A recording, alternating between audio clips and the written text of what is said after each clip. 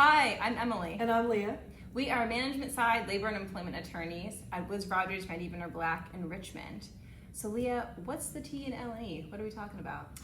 Company drip, also known as your workplace dress code. We've been getting a lot of questions about this. After the pandemic, employees have kind of strolled back into the office wearing jeans, polo shirts, when maybe before they'd be wearing slacks and button downs. It's also summertime here, and so we're starting to see employees coming in with tank tops or maybe short shorts. So it might be time to look at your workplace dress code and do a little bit of revising. But what should employers be cognizant of?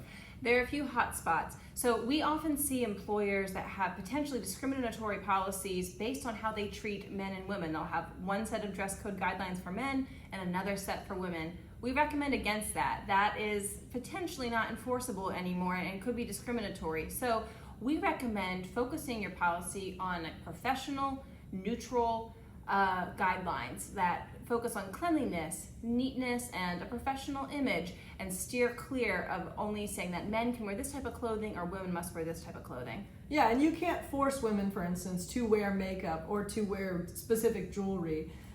You've got to be careful of how enforcing your dress code could impact your transgender employees or your non-binary employees. Absolutely. So what about race? Is that a factor to consider? Oh, it can be. It can be. States have enacted laws, including Virginia. Virginia is one of the states who's done this, called the Crown Act, that protects natural hairstyles that traditionally have been treated in a discriminatory fashion by employers. Yeah, so be careful of prohibiting employees from wearing their hair in locks, braids, twists. Religion is another concern that employers should be mindful of. Employees may wear a beard or even have certain tattoos that are consistent with their way of exercising their religion. And so an employer has to attempt to accommodate an employee's religious beliefs. And so you've got to go through a little bit of a back and forth. And you might need to make an exception to your dress code for an employee's religious beliefs. Mm-hmm. So what are some takeaways? The more restrictive and specific a policy is, the more minutia it contains, the more problematic it can be. So that's why we recommend focusing on big ideas like professionalism, cleanliness, and also that you just avoid terms that implicate race, gender, and sex as much as possible.